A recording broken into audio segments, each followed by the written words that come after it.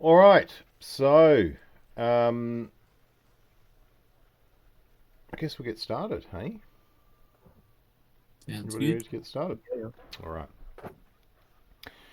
So, what I'll do is we'll bring you over to back to the Dogfish. You have come through the secured entrance where um, you had to surrender your weapons to the figure known as Elysia at the doorway.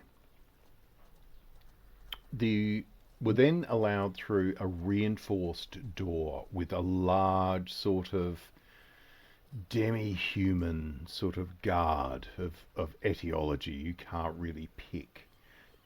But he stepped back from his huge form and directed you to keep going down a staircase, which, whilst for about 40 feet was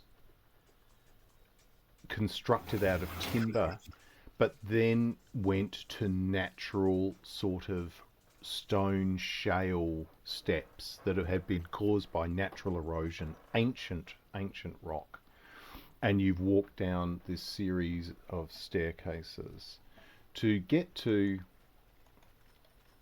an opening which is open through into like a service yard of a there's like a 60-foot roughly building on one side, and you've walked into a fenced in area.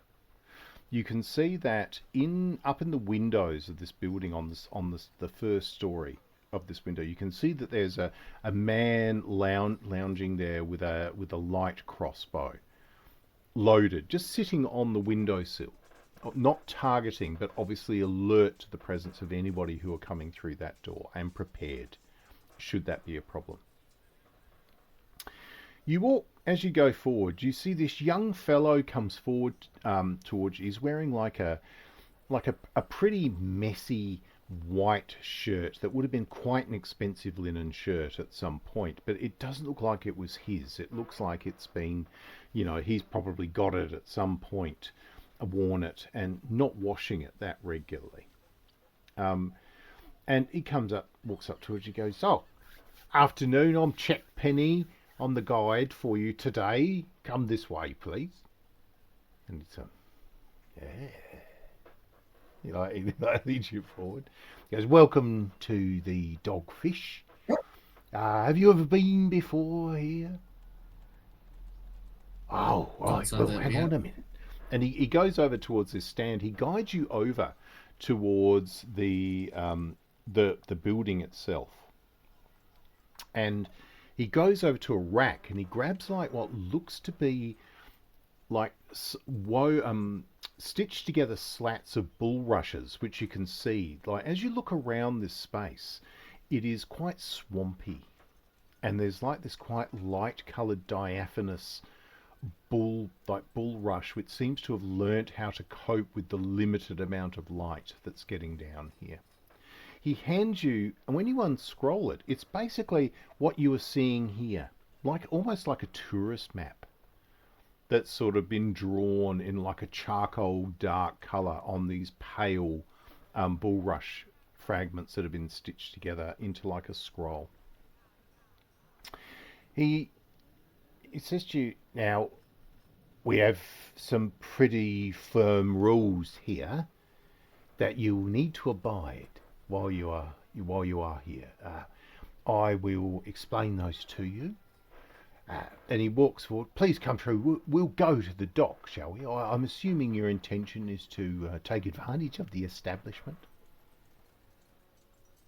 Take Yes. what? Sorry, take. "Advantage of the establishment, sir." Oh, aye. Oh, yeah. Yes. Yes, yes, yes.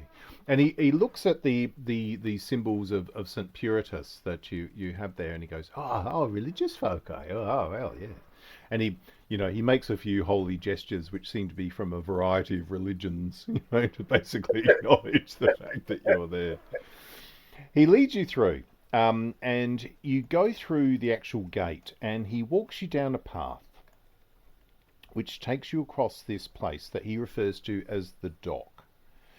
to a series of basically tents and lean-tos which have been up against these pontoon-like floating walkways, the breadth of which that you could probably get a small handcart along, so they're probably about 5 to 6 foot wide.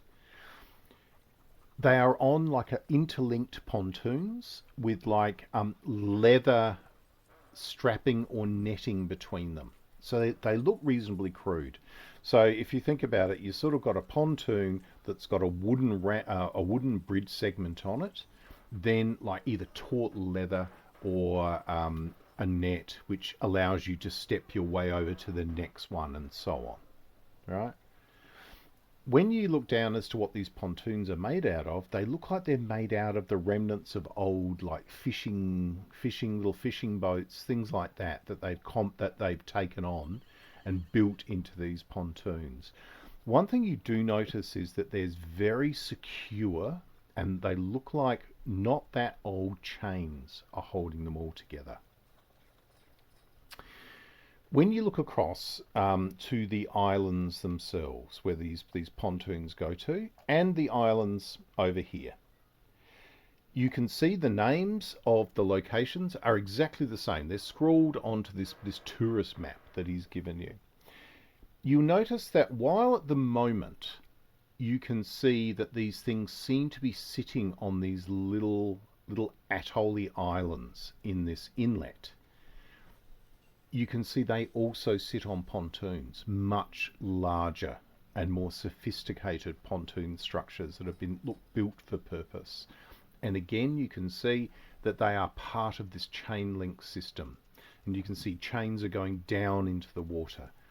And he watches, like, as you're just looking out of interest at what's going on around you. And he says, oh, well, depending on the tides, you see, the water comes in from the sea and the level goes up, so everything has to be able to go up with it. That's why it's all on these pontoons. He said, except for the village, of course. They're little islands the village is on. They're tall enough, the tide doesn't get to them. But I must make clear, you cannot go to the village. The owner forbids it. The village is not to be disturbed. Are you clear with that? Right. So, Windra would like to comment to him that it's quite an ingenious setup you have here. all the work of the owner. All the work of the owner of the establishment. So what would you like to do? There's a fees associated with most of the things we do here. For example, if you would like to get over to the traders' float, you need a water taxi. I can have one. There are some. Hang on, there was one. He turns around and he says, "Where's it gone?" And you can see that a small boat has pulled out from this side dock and is probably already half the way across to this island. When you look across at it, you can see Kadrak is sitting in the prow of this boat with his arms like gripping the gunnels of this water taxi and just staring ahead. Oh, cheers, bud. So he's obviously, in your journey down to this dock, he's just veered off and walked down to this water taxi, got into it and gone. Now, Matt, is he travelling, did you say, towards the trader's float? Is that the same direction which we saw Bedfree Melich go? No, Bedfree Melich, you actually saw him when you saw him disappear into that section. Before that, you actually saw him going through to this aisle here. Bedroll. Bedroll. Okay. Yep. He was going into a tent over there. All right. Now, from memory, keep in mind also when he entered the tent on that isle that you saw from that very vague distance. You picked him because of his clothing, and you also picked him because of the fact that he stuck out because he was no longer hunched from the injury. There was a figure there that was wearing black and yellow or black and gold robes, and their face was covered up to their nose. Okay. Who is the proprietor, the owner? What was his name again? And you see Check Penny looks at you a bit perplexed, and he goes, he's the owner. That's what he goes by. The owner of the establishment. And he points over and he says, that island there too, the residence, that is also forbidden. That's where the owner lives. And that's why they call it the residence, because he lives there. Right. No. Good name. So you'll find your way across. If you would like to make appointments with any of the various luminary merchants of the establishment, you must do so, but you must pay for that. But you are welcome to go to the Grand Tavern at any point you like. If you would like to go to Bedroll Isle and deal with one of the proprietors of housing, please feel free. What is Check Penny? And I slip him a copper piece. Yep. What's a good price for a lodging?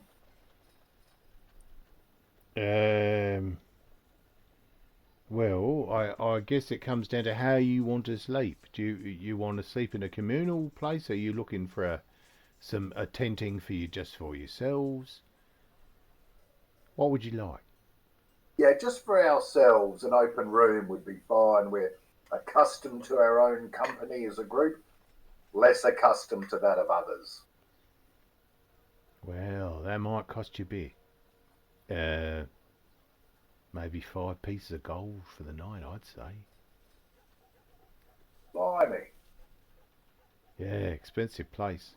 If you just want a bit of a flop in one of the dormitory tents, you can probably get that for, I don't know. Depends. We don't do food or anything there, but for a couple of pieces of copper, you can probably have a flat piece of ground to sleep on. Alright, you guys better get comfortable then.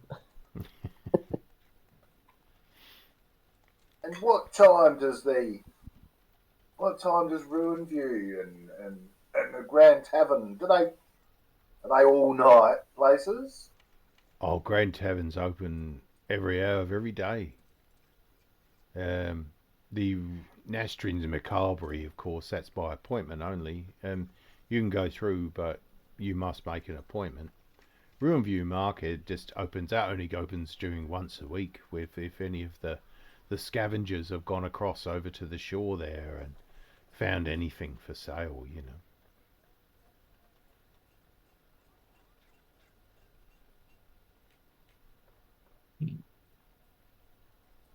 You can get a punt over to the Trader's Float if you like, Dave. You can get most things you need there.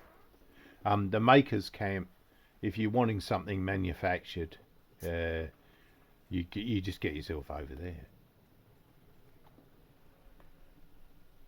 Can we call back that water taxi? Well, yeah, when it comes back, I'm assuming it's stopping over there. So when you look out from this conversation, you can see it's probably 3/4 of the way over.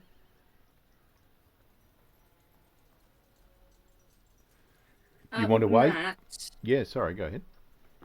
in my own money pouch of not money, do I have any gems of worth or lack thereof? Okay, remind me again, what was on your list of what you had there?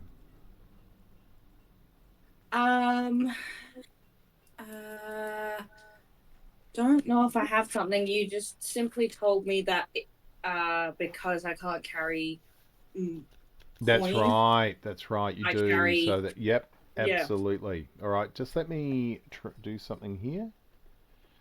So what I'm going to say to you is that you are carrying. No, that's too low. Got to roll that again. All right. You've got 37 gold pieces worth of lower grade gems. You know, like valuable stones that you could potentially trade. And you have a large barrel with 55, roughly 55 gold pieces in there.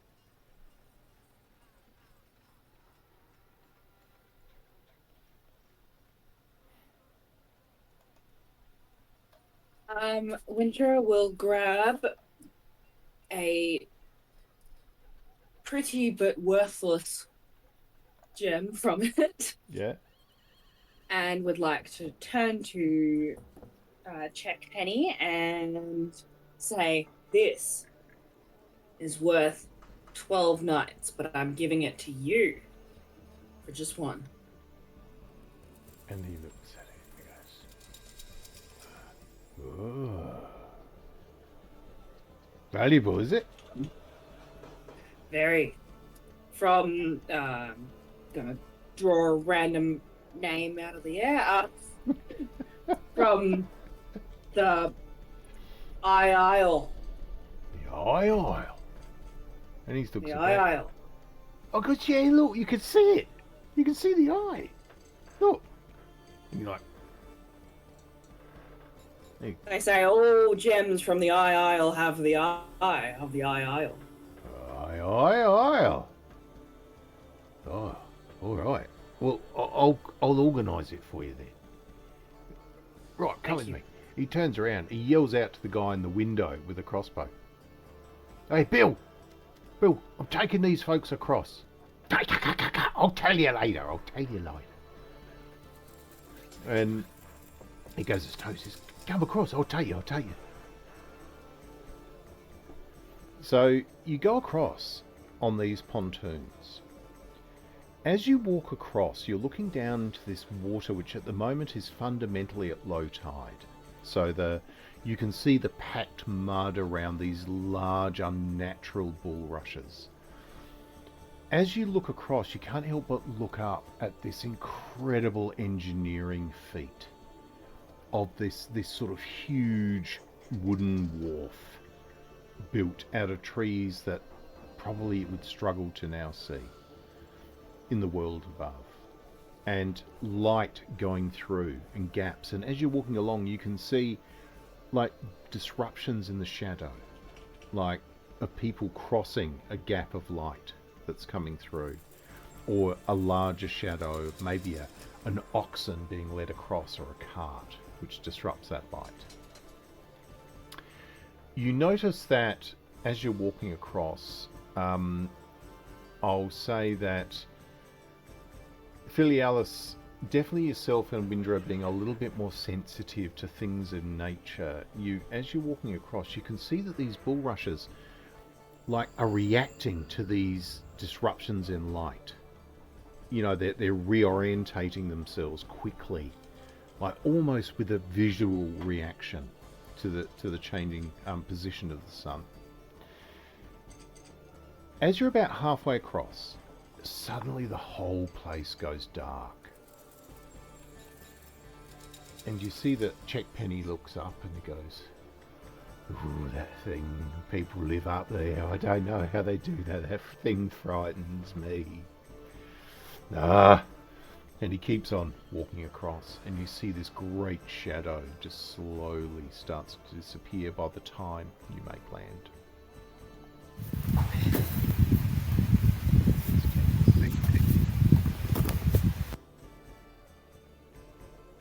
Don't know Sound what of that was.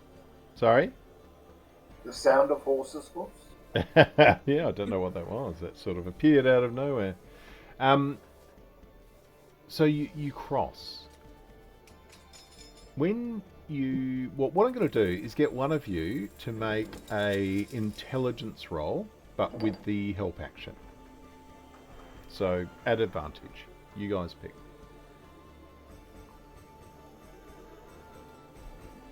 Does anyone have higher than 10? New. Ah, the sharpest tool in the shed, hey? Young squadge. Oh no. Okay. Hang on. I've got 11. Okay. Alright. Great intelligence, did you say? Yep. With the help action, so 16. Light hands, as you walk past, you realise when you look through at the shadow casting through and you look back in this direction towards the entrance of this place, the inlet where the wharf ends and the sunlight begins. And you can see out there, it's the shadow of the angel's wing as the angel is turning. That's casting a shadow across the place from the tower. And you get with that thought, you get a glimpse into how that titanic structure, the effect it has on the psyche of the people here. Because of the mechanics in it, that it moves. It's like they're constantly reminded of this thing that is this entity of faith that's watching them. So you cross the island and you see that Checkpenny goes into one of the sort of office sections of one of these huge commissary tents, and he goes, just give me 1 minute, and he goes in there and he comes out about 5 minutes later and he says, "We have just the thing for you. Follow me." And he walks around and he takes you around the aisle, right to the end, on the edge of the pontoons. However, when you get there, the tents in this area that are set up they've got very strong fixed poles that have been screwed together. They're there as permanent fixtures. And he goes, here we go, it's just been prepared. And he pulls back the actual tent cover. You see as you go in, the actual tent flap is a piece of leather, but you can, on the inside, you can filter it through and they're like knotted clips that you can turn. So you can almost knot the flap shut on the inside. When you walk in, it's quite spacious. There aren't beds. There's like padded sort of bed rolls are sort of scattered around the tent. There is actually 8. So this is designed to hold up to 8 people. There is a small table in the middle. It is all the furniture within this is Kundian in design. It's designed for those who would sit at low tables to eat. There are, when you see that there is a large jug on the table which has the most crystal clear water in it. So obviously the water is perhaps barreled in or comes out of wells. It's there's like a bowl of fruit already set there, bowls of olives, a few different types of olives are on the table, already part of it. There's also, he goes over and goes, oh, and for you and I here, over here, and you can see that there is 2 terracotta wax-sealed jugs bearing Kondian marks to say that this is Kondian wine, which has been brought in. That is 2 jugs of it there. When you look at it, you're all familiar enough with the very fundamental writing of the old Kondian Empire that you know that there is a red and a white wine in these jugs. He goes, of course, there are food vendors here on Bedroll Isle. They're over on the east side of the island if you want to go, but they usually don't start until about 4 o'clock in the afternoon before you can purchase anything there. Of course, you can always go try and get a water taxi, have one called over, or go back via the pontoon bridges to the Grand Tavern if you like. And here, look, best tent in the place for a view of the residence. Have a look. And you see that there's this large individual manor-style house sitting across the other side, but similarly the same upon a huge pontoon array. But you do notice that the residence pontoon is much more built of much sturdier material, and it has a small palisade fence around it as well. Even from this distance, you can see that there are dogs patrolling the grounds within this fence as well. Getting another look from this position, you've also got a really clear view of one of the huge pillars that have been situated to hold the Blackwharf above you. These sort of titanic stone pillars that have been built in position to go up and brace these iron and timber joists above you that are holding this section of the city. When you look around you, you can see that this was an inlet of and obviously a place of life.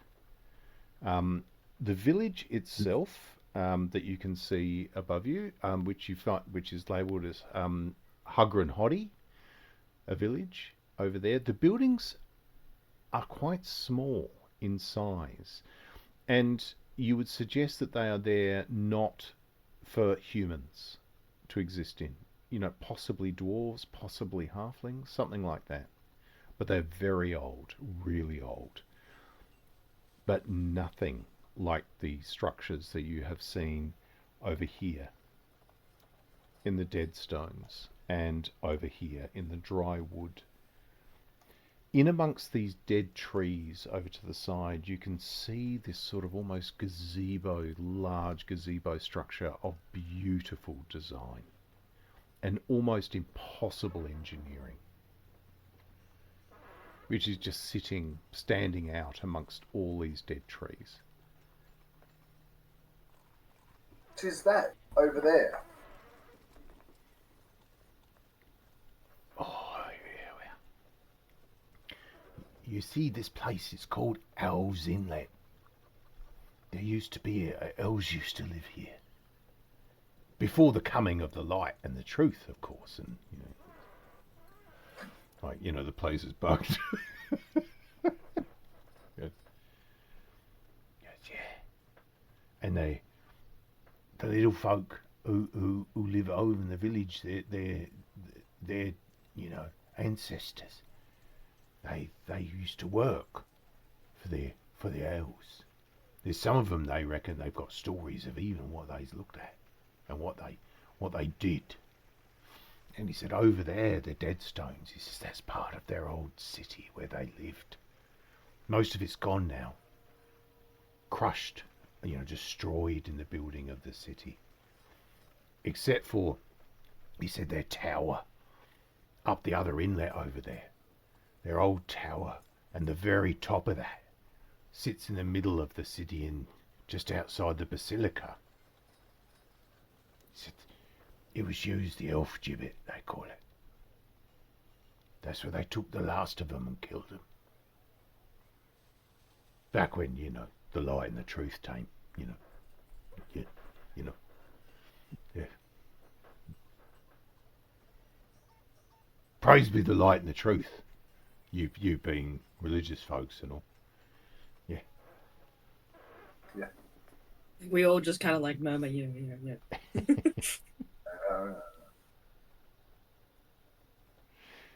Yes, We're actually taking our religious gestures from him.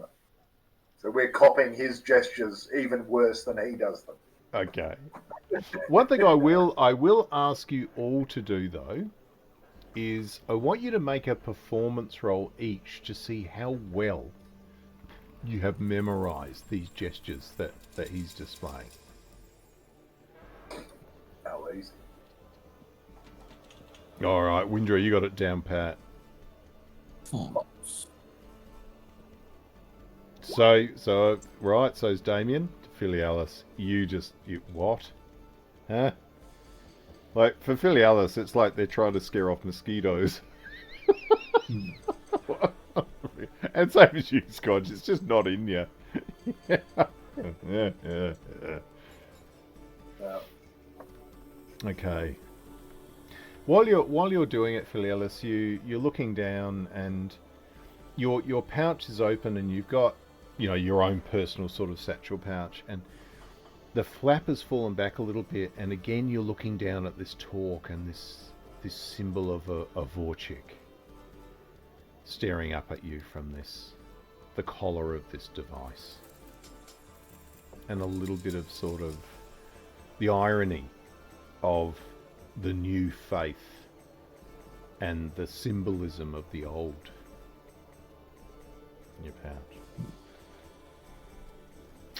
So you have this place, and Checkpenny goes, well, I want to thank you for the I stone. Thank you. I've made some arrangements with it for your stay here, and you being religious folk, people understand under the light and the truth, you have to make a living, and so that there will be a small premium for myself. You understand? Out of this, I just don't want you in years to come, you come and visit, and there'll be some fine gentleman with a fine stick, with a fine stone from the I place in his stick. Do you know what I mean, don't you? Yes, of course, right. Well, if I can be any use of you in the future, you know where to find me. I shall be at the dock. Please enjoy yourself. Please don't break the rules. The owner doesn't like it when people break the rules. And have a lovely time. Thank you. And you see that he sort of starts to, back out and gives you more, Oh, can I give him a tip? Sure. What is it? I do not have change at the moment, so I'll just give him a gold piece. Why not? And he goes, oh, thank you. Because that's just lovely. But I won't talk to my partners about this bit, shall I? And he puts that into his pocket. Oh, you just happened to find it, wow, crazy. Winter would also like to give him a small, leather skin, or water skin, but it's wine. He takes a wine as well, and he goes, ooh, he goes, thank you. This has been my lucky day. Has been very much my lucky day. As I found said. a lot of good things in these. Yeah. You go. Yeah. Those rules again. Just don't go on the Isle of the. Don't go into the residence. Oh, you must not go anywhere near the residence, and you can't go to the village. There is a pontoon bridge to the village, but that's just bringing supplies in from above. We can't go to the dry wood. I've never known anybody who's wanted to, sir. I would suggest you speak to people who's perhaps a bit more learned in things that might be stupid to do than me. If you take my meaning. Right. And that's all the rules. As far as I know, yeah. Apart from the usual stuff, like if you pinch stuff from somebody, they might kill you. Those kind of things. But that happens up there too, I think, doesn't it? We would, Winter gives a knowing nod, of course. Oh, and just one thing, because you've been such nice folks. A couple of the boats punts that have come in through the inlet from ships in the harbour. Just keep in mind, there's a Vretsian ship in harbour at the moment. And it's got some pretty undesirable types on it. And they may be in the tavern, I don't know. But what I would suggest is that you perhaps stay out of their way. You've heard about Vretsians, haven't you? Totally. Can you maybe, just so I know you know what you're talking about, maybe give us a rundown. Oh, well, Vretsians, they're from the north, from the great Northlands that we all hear about. Like with the Snake People's Empire and all that. That Right, yes. they come down from that south coast there. They're merciless bastards. They are. We'll be right. Okay. Well, they shouldn't cause no trouble, mind you, but just be warned. And he takes his way out. So you have this really surprisingly well appointed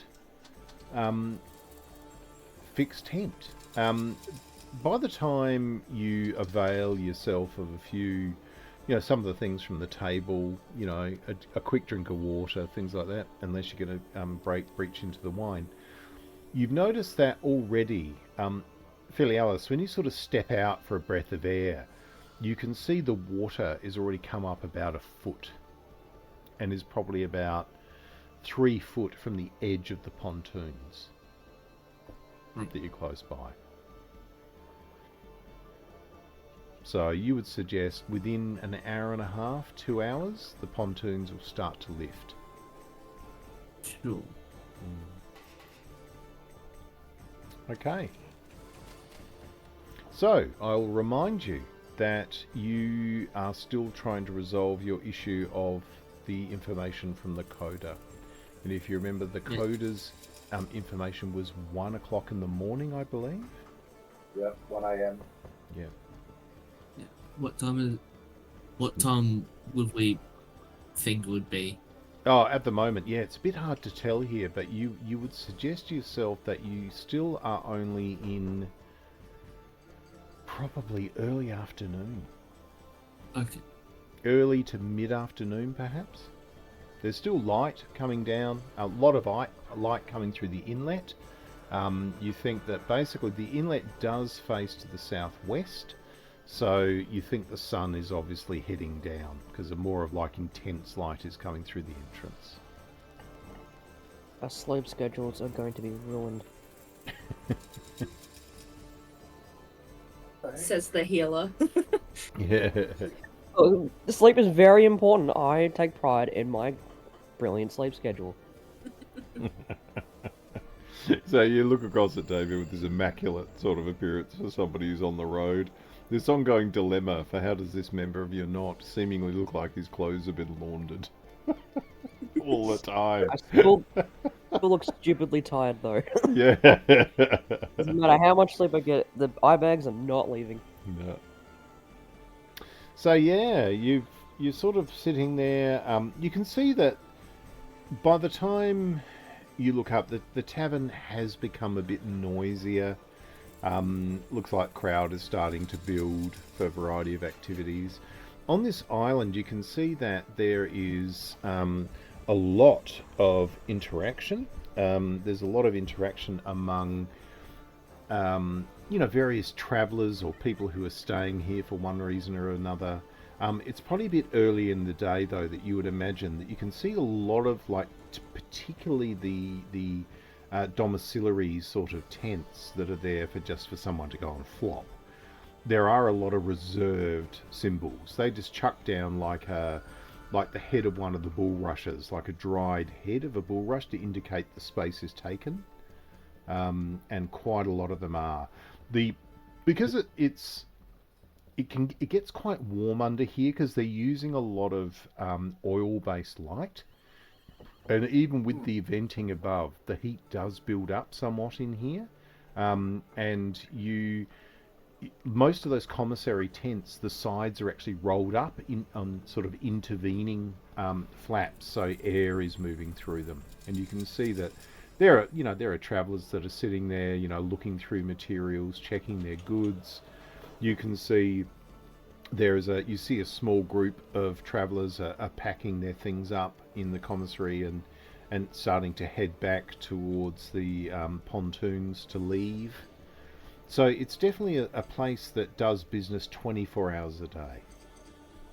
And just to confirm, the illumination, there is enough or sufficient illumination even along the pontoons or the pontoon walkway? Oh yeah, definitely. There's a huge amount of work in this, and one of the things they use reliably are these dried bulrush heads, these giant sort of almost anemic bulrushes, which seem to have a large amount of natural oils in themselves, but are obviously soaked. It seems that they're using a variant of olive oil, because one thing that you did find out, if you recall when you first arrived, that olives are one of the big produce areas of this region, and they produce huge amounts of oil for not only for cooking, for lighting, for all sorts of things. I'm going to keep looking at that. I'm going to just roll a perception roll. I'm again looking for any sign of belfry melech. Yep. Around the place. All right. I'm just keeping myself peeled for him. Yep. I have rolled it. It's just the rat hasn't woken up yet. Okay. All right. You look around, and it's not so much that you have seen Belfry Melech, but what you have seen is quite a large ornate tent, which is obviously luxury accommodation in design. It has 2 guards standing out the front of it, and those guards are wearing gold or yellow and black tabards.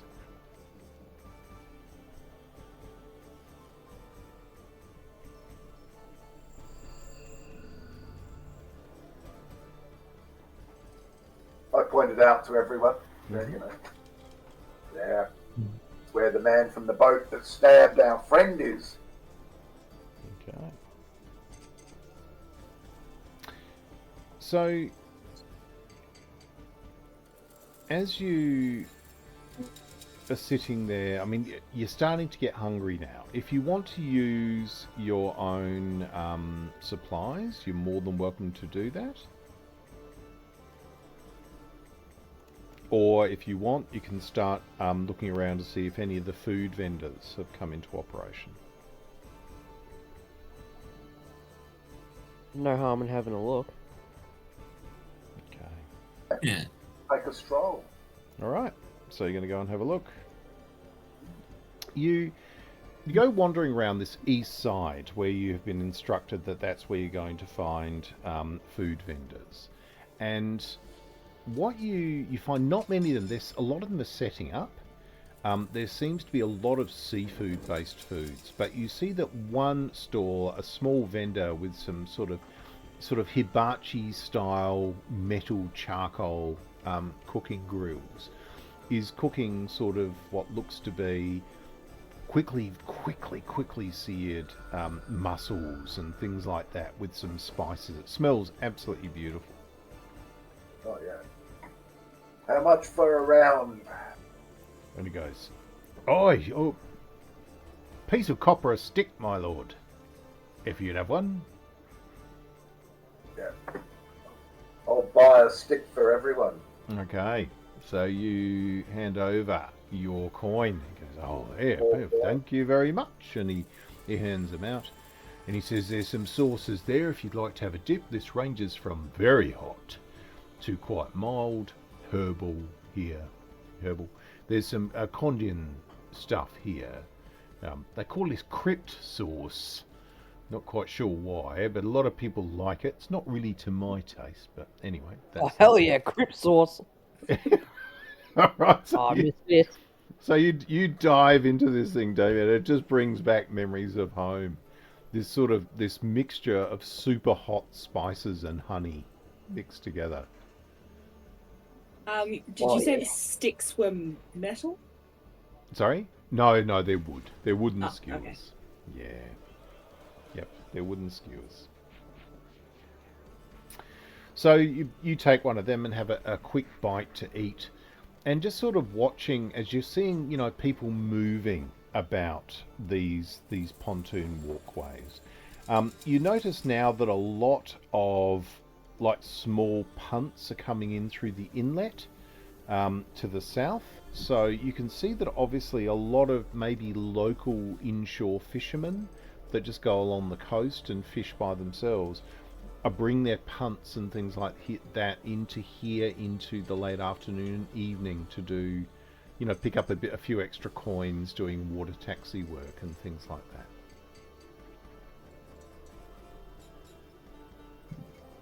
Yeah, good. Right. So, what's your plan?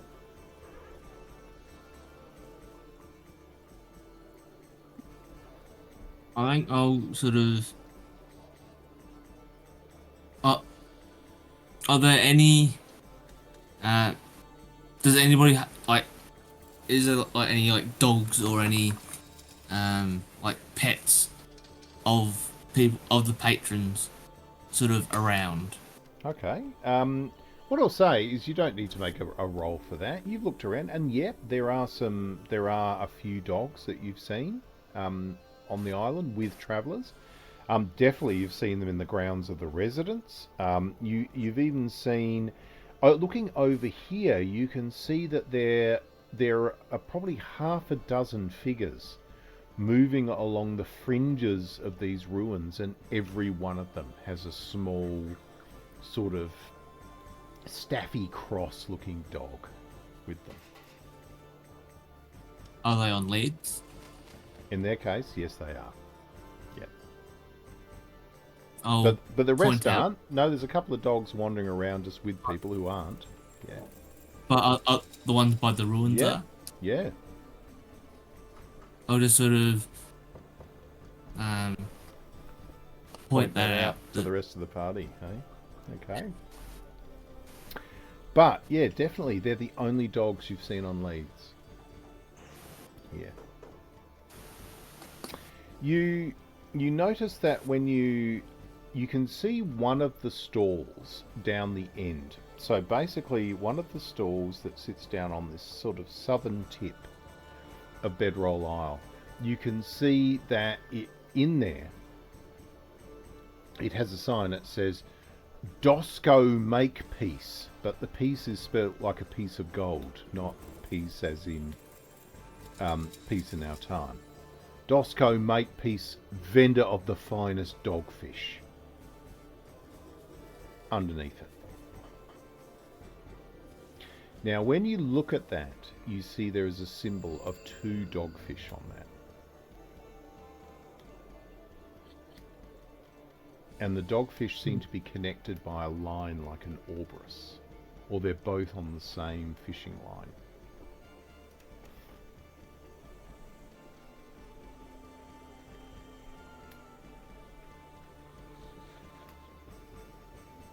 Okay. Anyone feel like dogfish?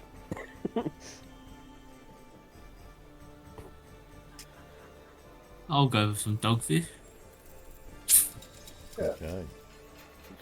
It's at that moment you hear this voice bellowing out in the distance away in the west. You can't quite work it out because it's starting to get quite dark in here now.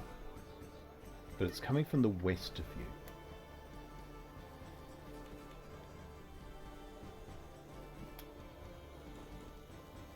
Towards the calling well. What's the towards the calling well? Yeah, roughly in that direction. If one of you can make a perception roll at advantage to see whether you can pick up a more exact location. That will not be me. I don't mind. Okay. Oh, but good at advantage. So, Damien, you walk through between the tents and you're standing there, like, looking across. And whilst you can't actually see the exact location, because one thing you notice is the calling well seems to have no fixed lighting. There's nobody out there have set up torches and things like that. The natural light is all that illuminates it. But the noise is definitely coming from there. Now, what I'll say, you can now, all of you can make a perception roll at disadvantage to see if you can make it out. Any clarity on that call?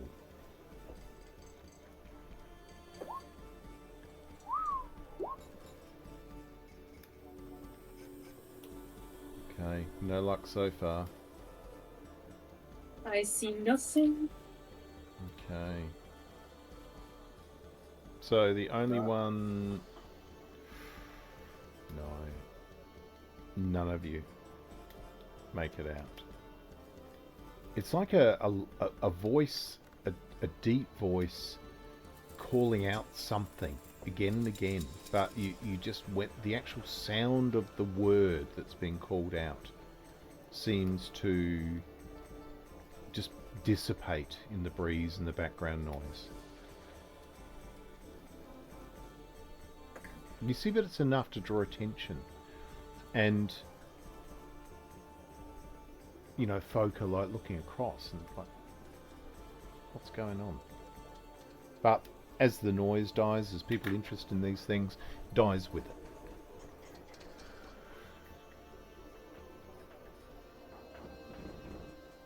Okay, so you finish eating. You know, you have this lovely, generous, and cheap, skewer of mussels with the sauces of your choice. So it sets aside your hunger for now.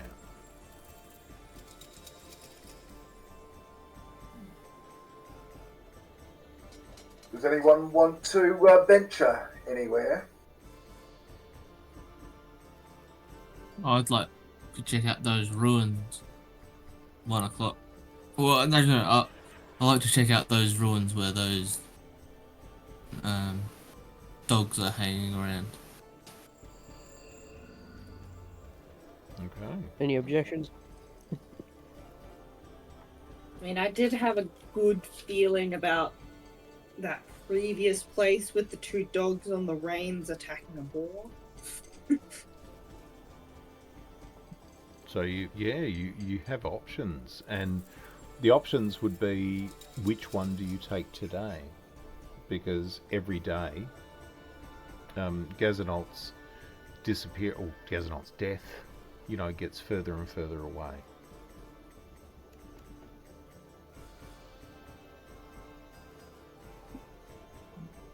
Suppose if we're down here, we can give it a go. Okay. All right.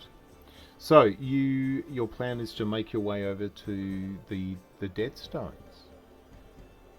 Well, I thought we weren't allowed to set foot on land. This is sort of, I guess, it's interesting. It's very valid. Your point is very valid. The question is whether that rule applies here.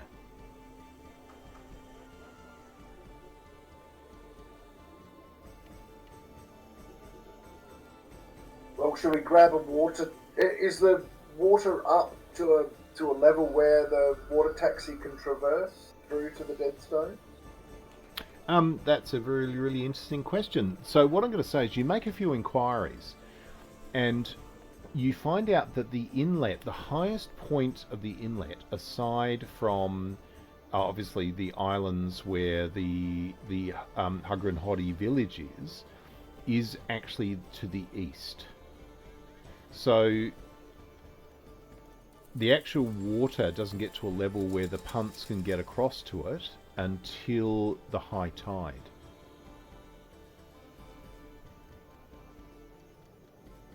Now, like they said, that at the moment you could probably get a water taxi out to about the distance from the actual pillar here, for example, and try and wade across, but you'd be in like knee to waist deep water to get over.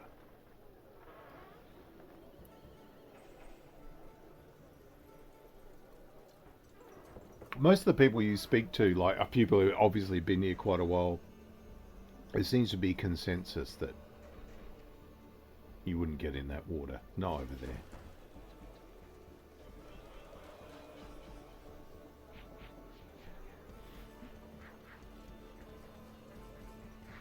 About what time should we get in a water taxi to get over there? We'll see if a couple of, a few of them look a bit perplexed. They're probably not locals, but they sort of said, you probably do better grabbing hold of one of the water taxi people. They'll be able to tell you when they can get over there. They come here all the time. You can see water taxis coming and going from various points around Bedroll Isle. So if you want to try and grab hold of one of them and try and get some advice, you can do that. Sure. I think maybe go for the most experienced looking one. The oldest, maybe, crustiest sort of looking guy. Yeah. All right. So you walk up, you walk around, and you find this fellow who definitely looks like he's seen better days. Like his hands are you can see his hands are sort of a bit torn up, and he's sort of sitting in this punt, looking quite dispirited. And as you walk up, he looks up at you and he says, "Need to get somewhere?" Yes. The Deadstones. Yeah. Oh, yeah. Don't think we can get that far over there at the moment. Water's a bit light. When would work? Oh. Probably not until about 10 o'clock. Tonight. Water gets that section of the inlet pretty late. Works for us.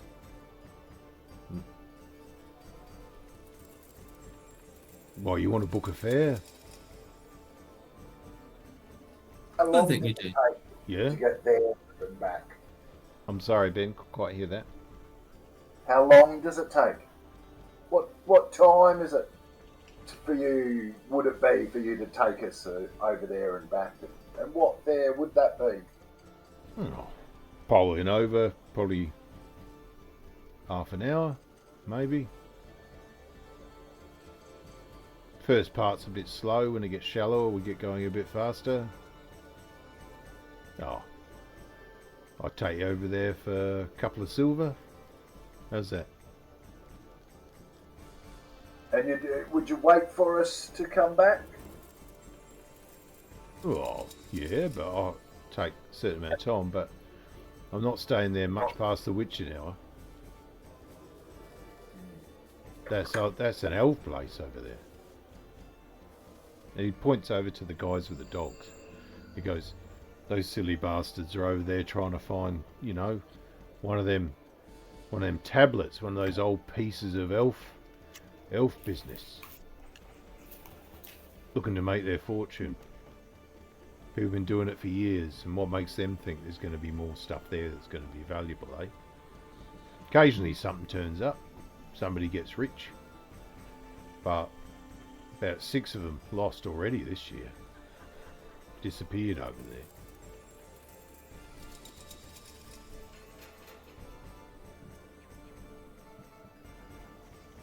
Goes them elf relics, they affect people like us.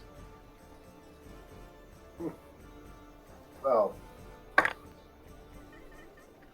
let's see. We must, and that's why you won't stay there past the witching hour, is that right? He goes, yeah. Comes the witching hour and the angel sleeps. The angel ain't watching. Them elves could be getting up to all sorts of skullduggery. Yeah. Absolutely. How long after the witching hour would it be safe to come back? Sorry, mate. Could you repeat? Like how long? How long after the witching hour would you be willing to return to here? I'll come back when there's a hint of light coming through the roof. When the angel starts to turn. Right. And we can still catch the tide. Oh, by that time, yeah. This time of year, it's not too bad, actually. We should be alright. Don't worry, mate. I'm not going to take the risk of going over there if I can't get the fuck out of there, I'll tell you. I mean, if you come back in the morning for us. Yeah, no, you'll be alright. Tides are a bit laggard this time of year. The swell comes up. Comes from Kusuora and everything in the west. This time of year, the frozen land affects the tides here, has done since the time of my great-grandfather.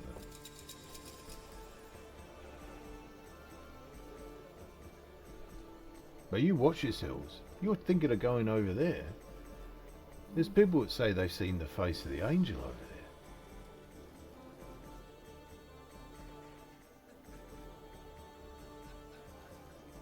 there. Hey, what's with We these just fellas toured. that's wearing Well- half a face mask, speaking of faces? And I point to the... Sorry, Ben, The, your input's really quiet. I don't know if everybody else is struggling to hear you a little bit. Sorry. I can hear him fine, but I think I've got him pushed all the way up on the user volume. Oh, okay. Is that better by any chance? Yeah, no, that's great, mate. Thanks. Okay.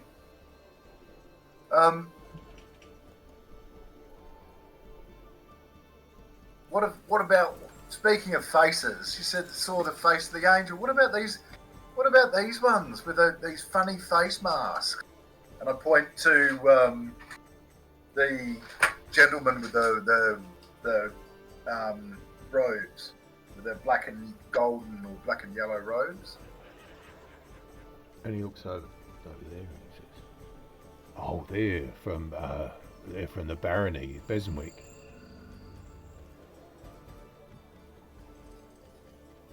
They're it's said that their lord, the Baron, is devout.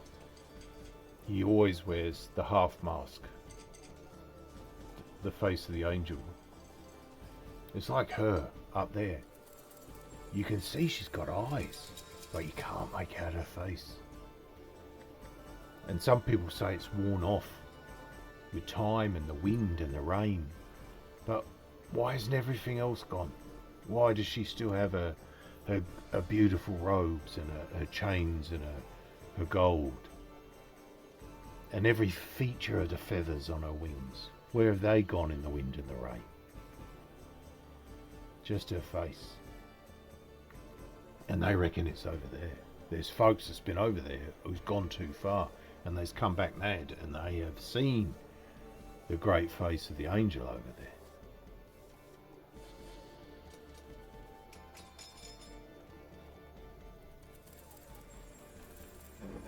And if you don't find the face of the angel, you're going to see the bent cur over there.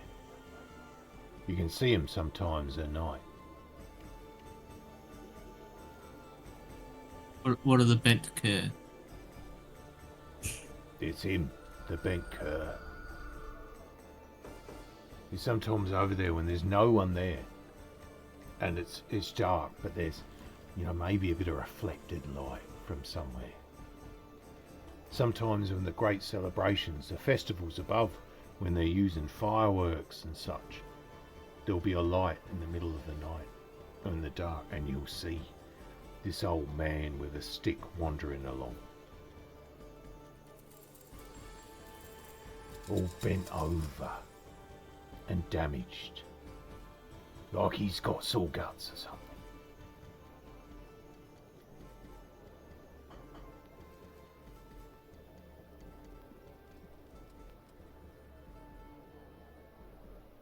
Maybe we should get him some seltzer or something.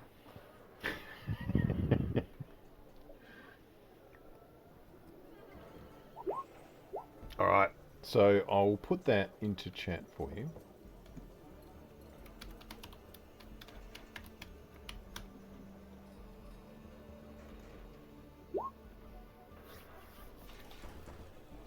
Yo, I actually spelt it right for once. Woo! Cool. I got two R's, but what's an extra R? Yeah. Goes. If you want to know if you're gonna go, I'll take you over there before the witching hour, like I said. And I'll come back for you, as I said. But we must agree to a price, and I want half now.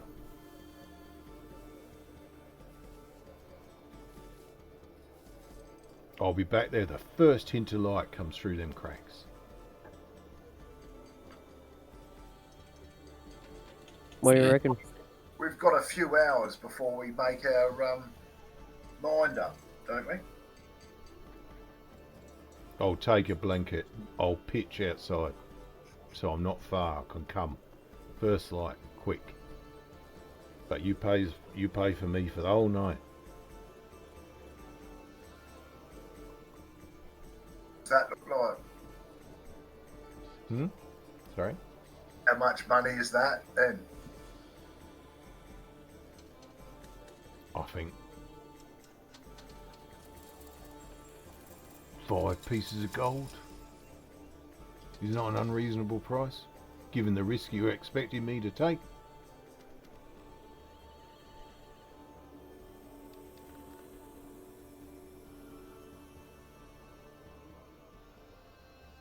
I'll pay Just that. I mean, You'll pay it? Okay. So you got, I'll pay that. So he wants half now. He goes half now, but I'll settle for 2.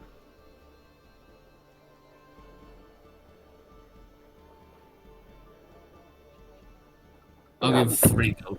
Give him I'll 3 give now. them 3 Okay. now. So with 3 gold, make a persuasion roll for me with advantage that you're basically putting that faith in him by offering him the extra one.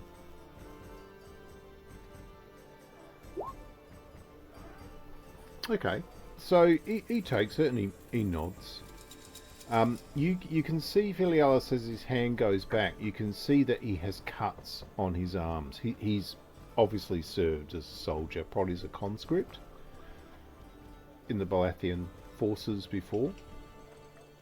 You know, probably in when the Balath, you know, it's only been probably 30 years since the last time that Balath and the Quandian Empire had their last battles around Calth.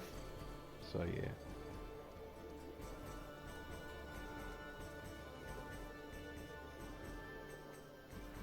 Goes, right, so I'm going to go and get myself something to put away in the boat. I'll be here ready. And as I said, I shall just wedge myself in with the bulrushes and I'll be there for you. Once I make an agreement, I don't fail people. We'll see you then. Right, so he just gets out of his punt. You see he walks off now. More of the vendors are starting to open. You see he buys a couple of like parcels of food, something to eat now, and obviously something like a, you know, like a mixture of dried stuff and things that he can probably eat later. And as you're like walking across, looking across at the dead stones again, you see he goes back to his punt, stashes that away, and then you see just like a traveller comes up and, you know, pays a fare, a few coppers, and, you know, he starts taking him across to the Grand Tavern, like, you know, normal work things to do. Okay. Alright, so you you know, just out of interest, you're watching these guys. They're like beachcombers over at the Dead Stones. They've got these dogs and, you know, like examining things, and you can see a couple of them are using crowbars to lift some things up. They're obviously, you know, they're like prospectors that are going across the same creek bed over and over and over again, looking for the next big thing that could be found. You see a couple of sort of disappear in a bit further out of sight. Obviously, you know, the last sort of ranging deeper in there in the day to see whether or not they can get something. Sorry, Ben, go ahead. How many dogs are there that we can see?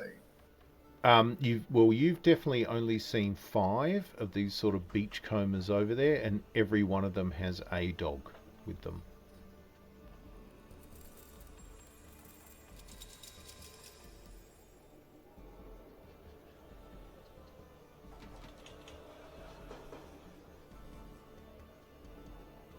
Should we ask around about the bent curve? About the bent cur. Well, I was thinking we go to the was it the peace? What was it? The peace dogfish on the southwestern corner of the isle. Is that what it was, Matt? Dosco Make Pieces, That's right. vendor of Dosco finest dogfish.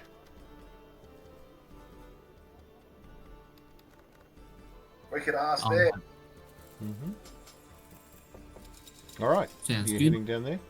So, after about 3 o'clock, when you can see most of the vendors are operational, when you get there, you can see that there's like 2 or 3 halflings are there loading things up from a small boat, and you can see that at the moment it's bread, fresh bread, smells beautiful. You can see herbs, vegetables, lettuce, cucumbers, those kind of things are being brought up and loaded up.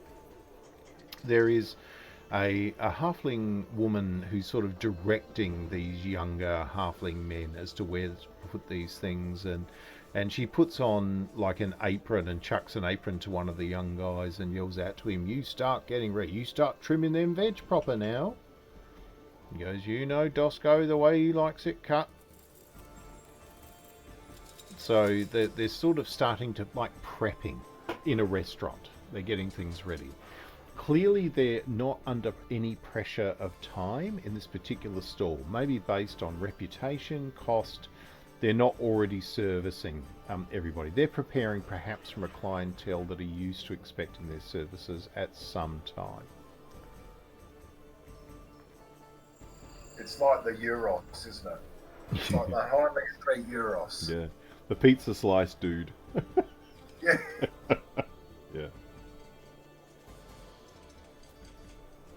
So you Yeah, walk over right. and you see this woman looks up and she goes, Afternoon. Oh, I'm sorry, we're not open for a while yet. Mind you, I can take an order for you if you'd like to come back at a later stage. However, Mr. Dosco will not be cooking until about 7 o'clock this evening. 7 o'clock. All right, wonderful. We will see you then. Hey, we're new here. I was looking over at the Deadstone. He goes, you religious people are always interested in those, aren't you? Yeah. Yes. Yeah. A lot of people come and look at them. Yeah, they come and look at them. Those fellas over there, they keep looking. There's been a couple in the last probably 20 years. They pulled out these sort of pieces, these rune fragments of stone that have been really, really valuable, and they apparently they've been sold for many, many, many great treasures. That's what the water taxi fella told us. And then he mentioned something about the bent cur. Oh yeah.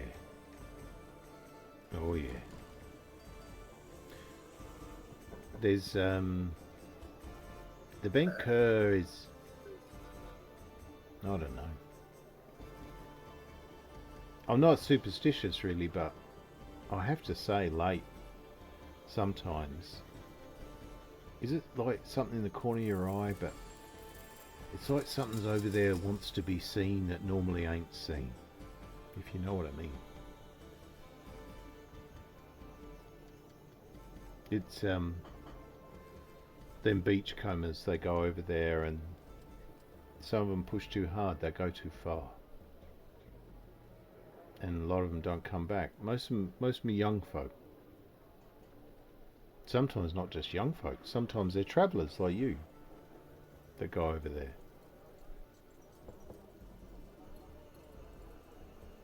And they're looking for them stones. All I know is the owner, he encourages them. He offers them, some of them is on commission, some of the better ones that stick with it. And what does the owner do with them? Does he sell them? I guess he must do. Don't know what he does with them. We've only heard about the two that sort of went into the free market and was sort of advertised and sold. But I can tell you, my grandfather told me the owner, he was not happy when those things just went on the common market. He'd been here a long time, running the Dogfish. And, well, everybody thinks it's the same bloke. I don't think it is. I think it's probably his dad or his granddad or his grandma, for all I know. But the end result is that's been the rule here since the time of the king's grandfather, the king above's grandfather. The owner has been here, and he's been getting people to go looking through all that stuff. And it's funny because they're over there all the time, scrounging things, but they don't go the other way. He said, "You look over there," and she's sort of, while she's doing it, you can see she's definitely like fine julienning carrot, like she's preparing to make coleslaw or something like that, but not watching what she's doing with like razor sharp knife. And so she's with this tapping noise. She says, "Look over there." He said, "That place looks frightening and terrible, doesn't it? But you've got to admit, it looks like quite a shithole, if you're being honest." He said, and then she picked up the knife. She said, "But you look over there. Look at that thing over there. Looks like time hasn't touched it at all. You know, looks like the angel's waistband, that does. And yet, do you see anybody over there with dogs?" "No, because the owner won't let him." Why is he so interested in any piece of bloody rock he can get out of there, but no interest in what's standing over there?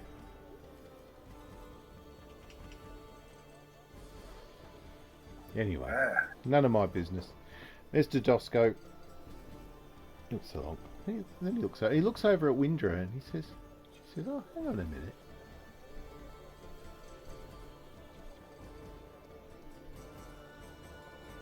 Alicia's talked about you lot. You're from the Stormland, aren't you, miss?" Yes. "So you're the people... Alicia told us about you.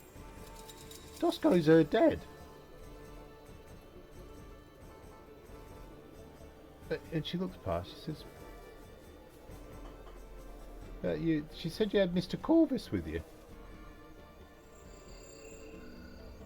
He's wandered off. We can't find him. He used to do that a lot. God. She's always a girl last time he was here. And she's chopping this stuff up. You would say she's probably about 80.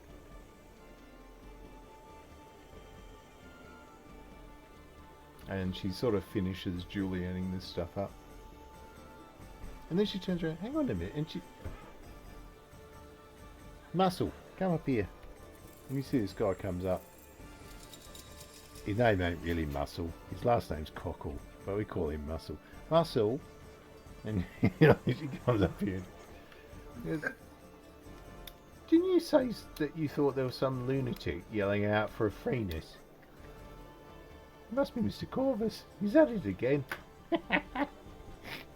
Oh, he's a funny man.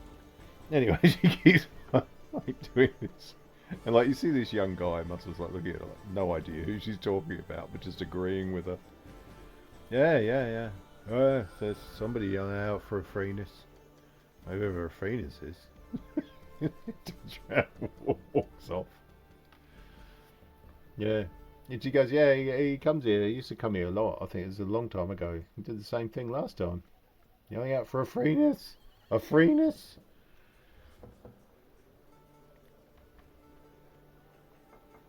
He's looking for a friend. Well, it sounds like it. Maybe that's what he was saying. Friends? Friends? I don't know. I remember as a kid. Yeah. A freeness. A freeness? Don't know what that means.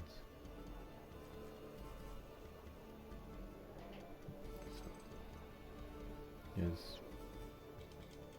Do you know that people like you may not be able to come here a lot soon.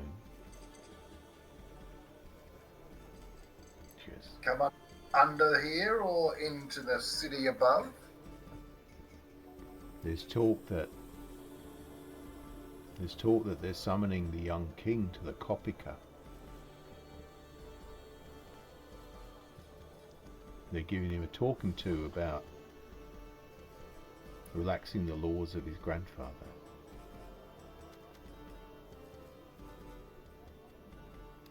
Making sure folks, maybe even people like me, can't stay here no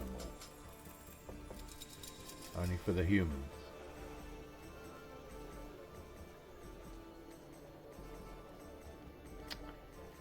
Don't think that's right. Sorry?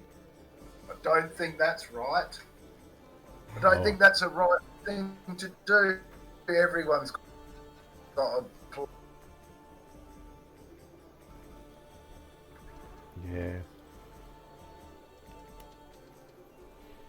This used to be such a good place. Anyway.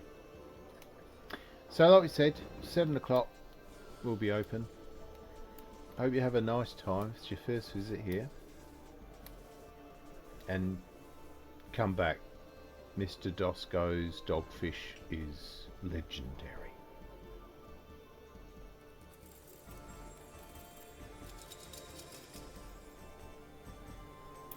Okay.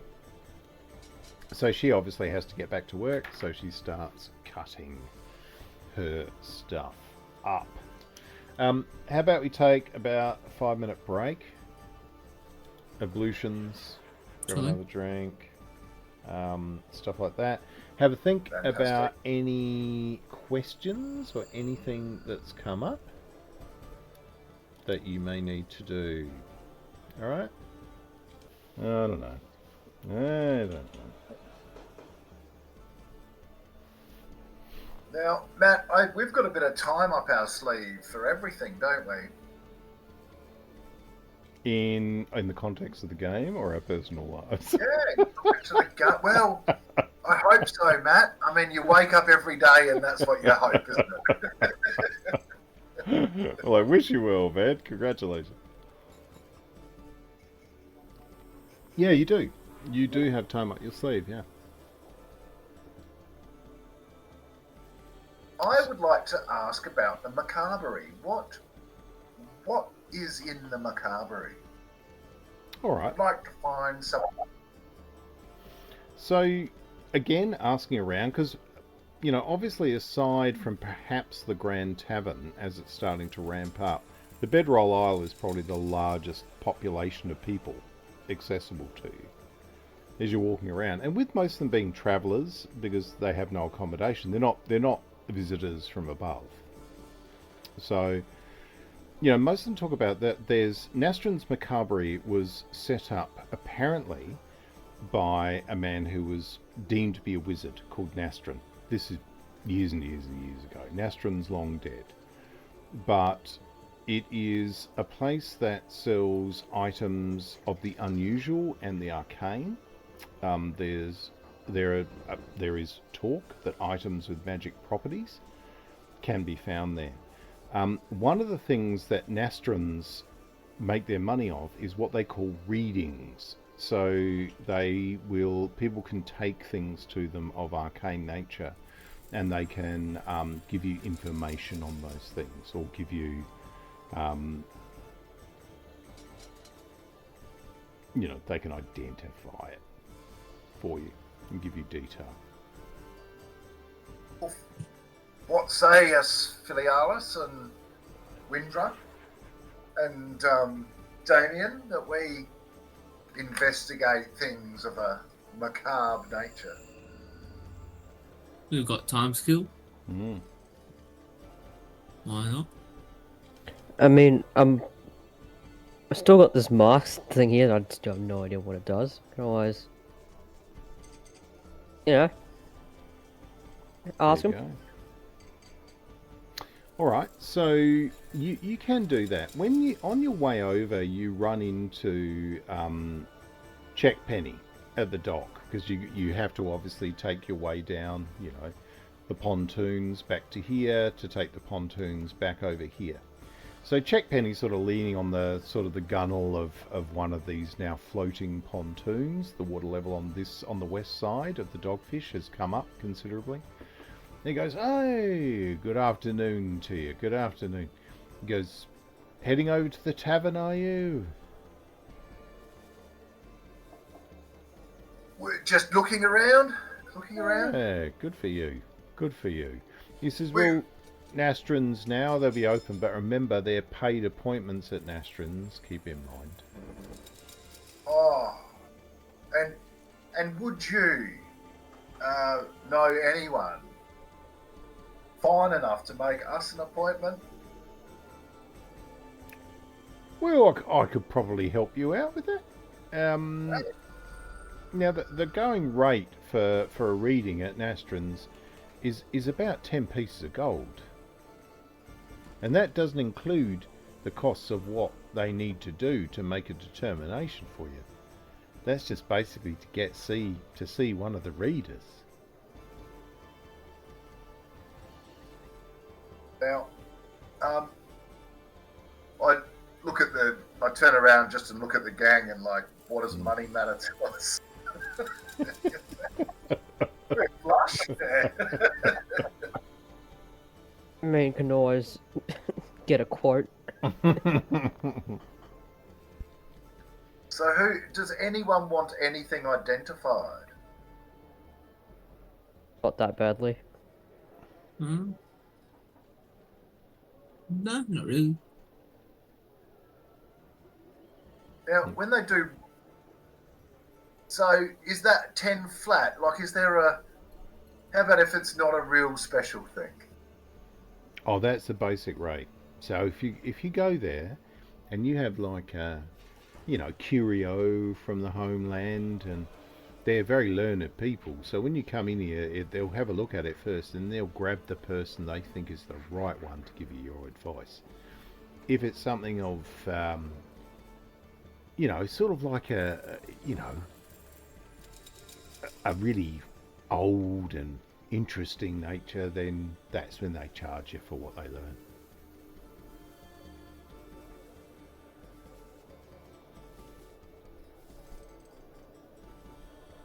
Nastrins do most of the valuations on the things that come from the beachcombers at the Deadstones, and they give those valuations to the owner.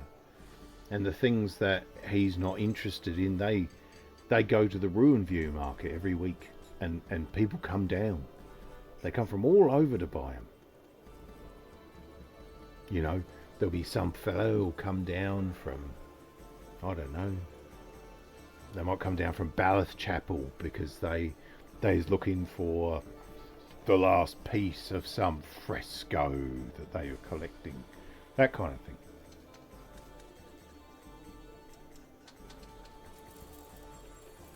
This is the only place left in Ballath where you can find old elf gear. The rest of it was gone or destroyed. If it's found up above there, anything that's brought to the Order of St. Puritas goes to the Angel's Hand.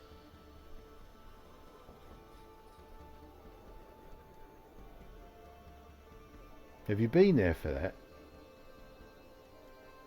Have you seen the Angel's Hand on the holy day? We saw a recalcitrant enveloped by the power of the hand. Yeah, so you know. And you do know why, don't you? For heresy. But one of the common crimes for heresy is trafficking those things for the Aelves. But they don't bother it down here. Not yet. But there's lots of stories that they're going to change it.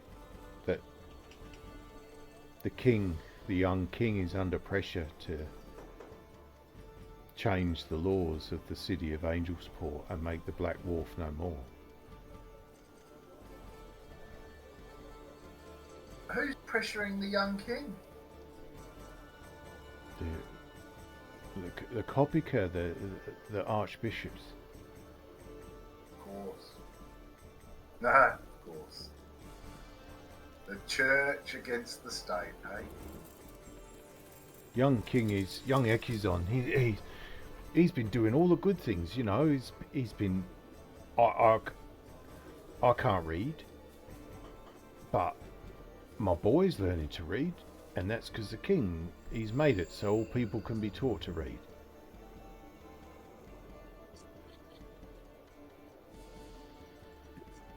That kind of thing, you know.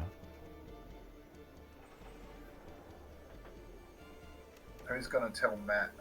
No.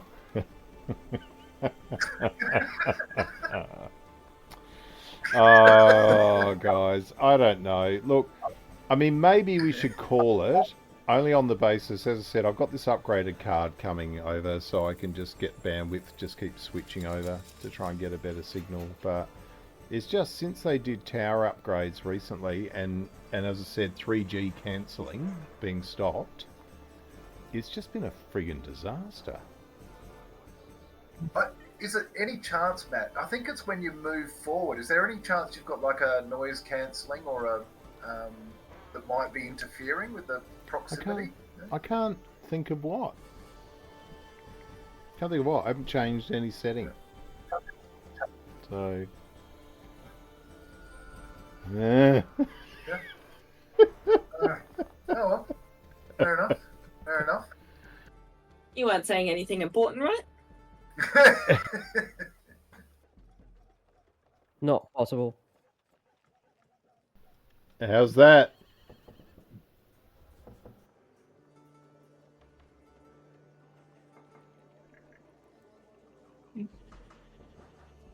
You move and then you don't talk, and then it comes through, and that time it didn't come through. I think it's off now.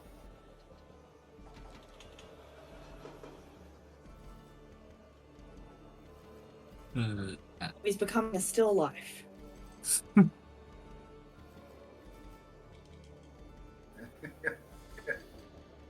have to switch to text. Morse code. How's that?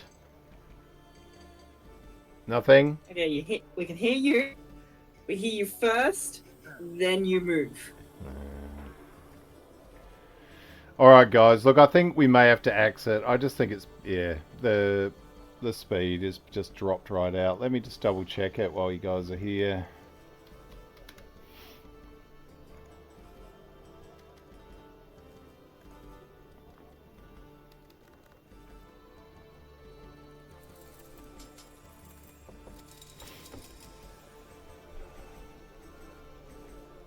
Yeah.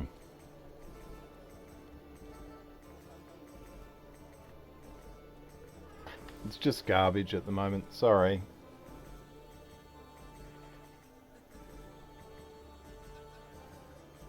Yep. Shit house. Can you hear me? No. Right, Matt, may the light be with you and all that. Yeah. and the death gods and whatever. Yeah. So, alright, look, we may have to... We couldn't connect to a server. That's how bad it's got. Not even Telstra can find Telstra. That's great, isn't it? Oh, God. Yeah. Alright. So, alright, how you going? Any last minute Just questions what- then that we could finish off on before we break up?